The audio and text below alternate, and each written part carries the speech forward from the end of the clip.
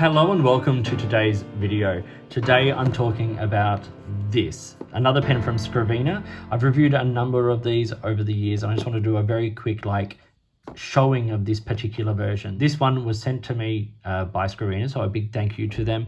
But it's really cool, so I just wanted to kind of show it. So the one I have here is the silver chrome fountain pen.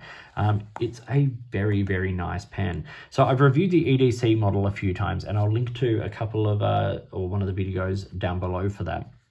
But I've not reviewed this particular version, and this is considerably heavier than the anodized aluminium versions. This is a brass bodied version that is silver chrome covered with what they say is 24 karat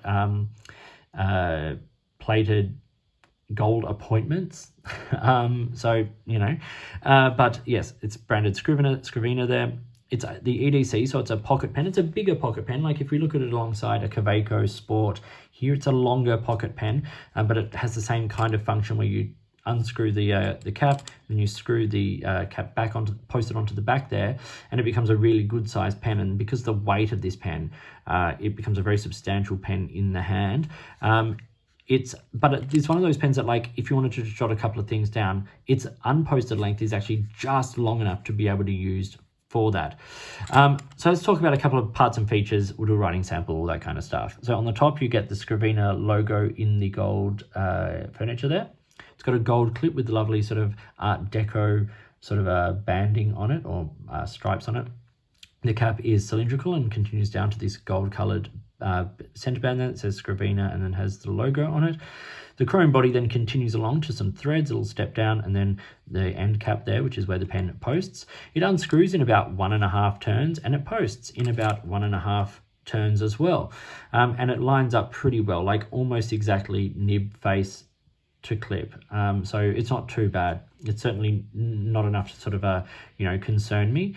Once that's posted, you get the barrel continuing along, some threads, and then this section which tapers ever so slightly, like a millimeter from one end to the other.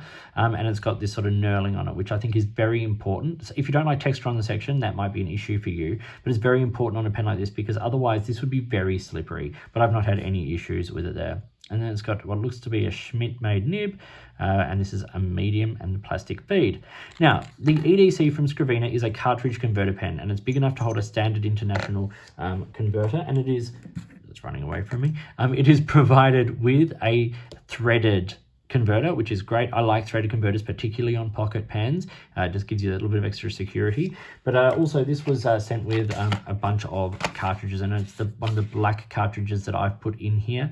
Because I actually quite like the Scriveiner black ink. Whoever makes it, and I've got a couple of ideas, but whoever makes it, it's a really nice black. So I'm more than happy to use these cartridges, and then it gives me ones I can clean out to use in pens that don't have converters. I actually keep a little tub of cleaned out cartridges in my drawer for those occasions. And that's the basics of this pen. This one retails for about 128 Australian, so it's not an inexpensive pen. It's a little bit more expensive than some of the anodized aluminium versions of the EDC, but this is a lovely pen. In fact, this pen would make a great gift. So I know we're now just past Christmas, but if it's Christmas or a birthday, maybe an anniversary or a graduation or something, it's got a really great look to it. It looks classy, it presents really, really well, and it's super convenient.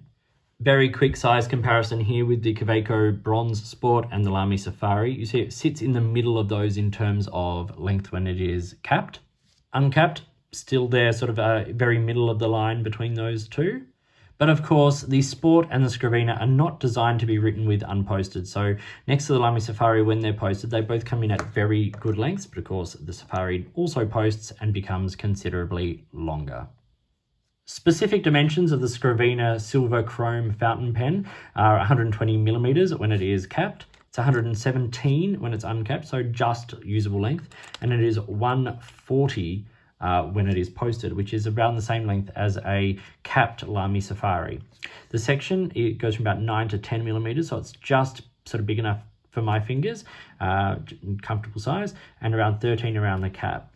I said it was a heavy pen and it weighs about 48 grams. That's 29.5 in the body and about 18.5 in the cap. So we are putting a considerable amount of weight on the back, but also the balance of the cap, most of the weight is right up here in the end. So you do feel that pen being slightly back weighted, but because it's not a super long pen, a lot of that weight still sits on the webbing of your hand, and if you hold it slightly back, maybe just on the threads, the balance feels really nice. If you hold it down on the end, it just feels a little bit back weighted. So just things to keep in mind with the Scriveiner Silver Chrome fountain pen. Okay, let's do this writing sample now with the Scriveiner, I'm never really entirely sure, silver chrome fountain pen. This is a medium steel nib, and the ink in this is the Scriveiner black cartridge. Let's do some writing.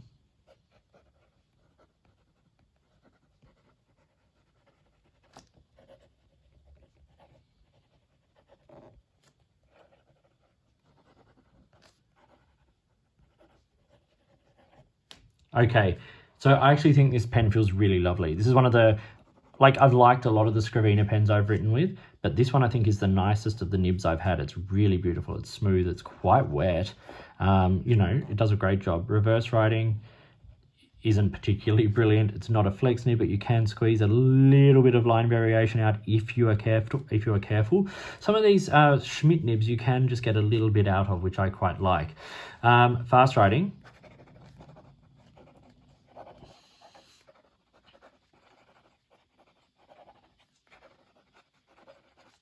There's absolutely no problems here. I've not had an issue with this. Scriveiner have been doing some really lovely things with their pens lately, and when they all come together like this, it makes them a fantastic writing experience at a reasonable price. Okay, let's talk about some pros and cons now for the Scriveiner Silver Chrome fountain pen. Cons: it is heavy, and the balance is slightly odd if you hold it right down on the end there. Hold it slightly further back, the balance feels fine. It is a chrome pen, so it is going to pick up fingerprints a lot. So if those are things you don't like, and if you don't like knurling on the section, these are things to just be aware of here. But there are lots of pros. You know, it's a striking finish. This gold trim with the chrome finish looks amazing. It's got one of the nicest little medium nibs on it that I've written with in a while. I really like the knurling on the section. I find it definitely helps with the pen being slippery. I think it's beautifully presented. As I said, it makes a great gift, all of those kinds of things. And you know what? I think the price is pretty good. At 128 Australian dollars, you're getting a well-made, well-constructed pen with a good nib, good converter, all of that kind of stuff, nicely presented.